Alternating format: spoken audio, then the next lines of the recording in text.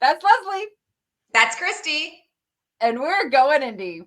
So today we're actually going to talk about this is our first episode of our new YouTube show, the Yay. Going Indie Girls or the Go Indie Girls, because we're cheesy like that.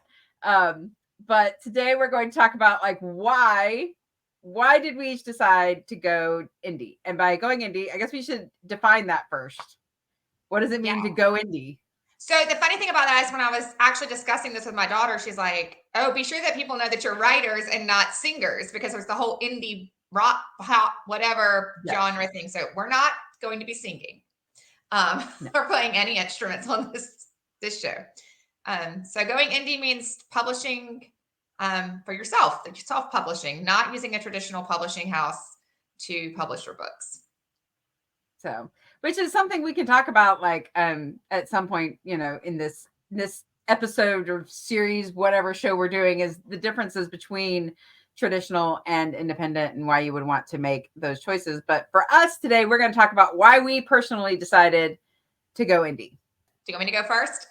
We can rock, paper, scissors for it. No, that's okay. I'll just go first. So I've been attempting to be traditionally published for like 7 years, maybe a little longer. And I have got a huge amount of work that I've done during that time. I've written a lot of books, and I've just decided that now is the time. A lot of things have really changed in the publishing industry since I started, especially with indie publishing, and it's become just a really legitimate place to go. And I also think that over those years, I've met all the people that are going to help me be successful going this route. So I know that the editor I wanted actually was at a publishing house, and she left the publishing house right after like last year.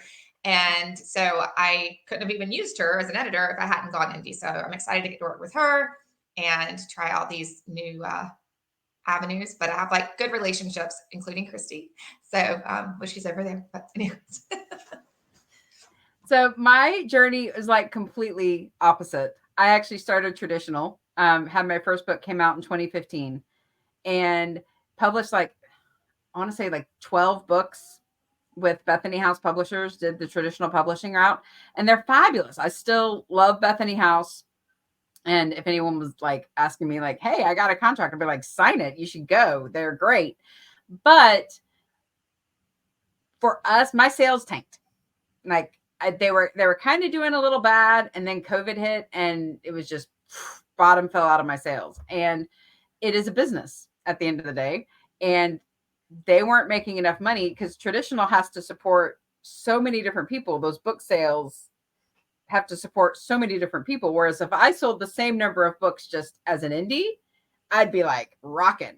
But it's got to support all of those people that work for that traditional publishing house. So my sales dipped to the point that they couldn't keep me on. And I looked around at my options of like what houses could I potentially pitch for, what kinds of things could I do. Plus, with my life the way it was with my 3 kids getting older, having control of my own schedule sounded really nice. And so I just decided to jump in and actually I didn't jump in. I waded in. I put toes in the water a little bit and like tried a couple things to like learn, eased into the indie thing. But I feel like I'm ready to like fully jump in now, like all the way into the deep end. And it's going to be amazing. I hope so. So let's talk a little bit about, because if someone's like, well, gee, do I want to go indie? What are the pros of going indie? Okay, so I think the pros of one of the things you just said was like your time management is your time. You get to choose how you're going to put things out. And I actually just saw, I don't know where I read this, somewhere on social media, an author who's been indie for a lot of years and very, very successful, but she just got a traditional publishing contract. And she said that she's going to publish 2 books indie publish 2 books and the time that it's going to take for her one traditional book to come out. And so I think that's like having that control, and that affects your ability to sell also. The faster, maybe it's not for you. Maybe slower is better for you. It's fine, but you get to choose that. And even I've had some crazy things go on in the last couple of days. So I thought like I was going to be editing all, and I was going to be at this different place. And I could be okay with the fact that, you know what, that's not where I'm going to be. And nobody's going to like, I do have a deadline with my editor, but it's far out enough that I had gave myself some cushion.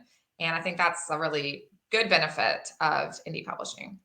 Yeah, I think the timing, like, and the speed with which you can turn things around and you can do things. So like I have a book coming out in November. So really just a month from now, I have a book coming out, and all of the editing and proofreading and stuff just got finished. So I'm going to be turning around formatting and everything, within a month, and the book's going to be out.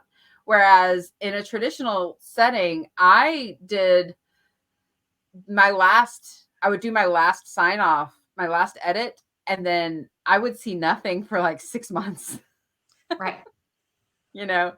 So I think the timing and the speed with which you can do something is a big pro. I think one of the other big pros for me is you get to pick your team, like you were saying, the editor that you wanted to work with, and you get to choose a graphic artist, a cover artist that you want to work with, an editor that works well and meshes well with you. Getting to make all of those choices about the team that you're bringing on is a big pro. But there are cons. There are also cons. Yeah, well, especially even with editors, because I do have a book out, a giveaway for my newsletter subscribers, and I went through a couple of different editors, and it wasn't jiving. So while I think that this editor that I've hired is going to be perfect for me, she still might not be, and so you don't know for sure till you actually work with someone whether or not they're going to be great. That's going to work.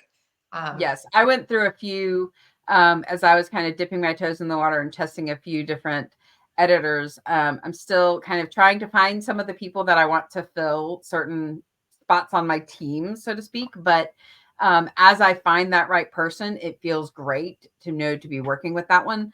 But the cons of like having to find all those people, that is definitely a con. I'm going to say the other big con is you have to pay all those people up front. Yeah. I mean, maybe one day that somebody will be like, oh, I'll just take a percentage of your sales. Maybe if you're super like successful. The opposite of an advance. Yeah. Yes. Yeah. So instead of getting paid preemptively for money you're going to earn, you have to pay it all out and then earn it back, which is that is a con. That is a con of going indie. So I have published a couple of books indie, and I'm very excited about the process, and it's been interesting to learn. But you are just getting started. So like, what's like your biggest fear about going indie right now? Like, what's the biggest thing that you're just like, I think honestly, it's like the logistics of the formatting and then figuring out the distribution part. I know, of course, I'll be on Amazon, but in a future episode, I'm sure we're going to discuss wide and KU and what those words even mean. So I'm not going to go into it, but it's a huge deal. And then there's this other, if you have just ebooks or if you have regular books, that part stresses me out a little bit. So like the technical stuff is stressing you out. Technical stuff. So the funny thing is, and this is partly why I will say this is why we started this show, because I got the technical stuff down. It doesn't scare me at all. Like I have figured out how to put out a book and format it and all the things. It's the whole marketing and talking to people and networking and getting it out there that is totally freaking me out. But Leslie keeps sending me links like, join this Facebook group and do this. So that is kind of how this show got started, because we were like, we're going to share the stuff that we're learning as we go with anybody else who's thinking about going indie, or anybody who just wants to know what's happening behind the scenes when somebody puts out a book.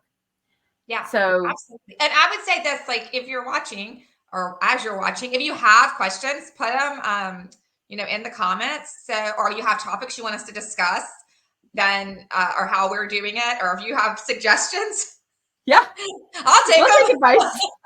We'll take your suggestions. Be sure you put them in the comments so we can definitely have more content to share and learn from each other.